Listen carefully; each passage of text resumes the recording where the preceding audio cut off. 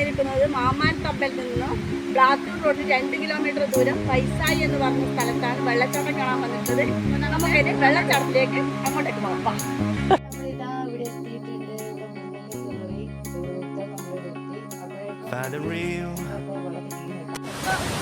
വെള്ളച്ചാട്ടം നല്ല വൈബാണ്.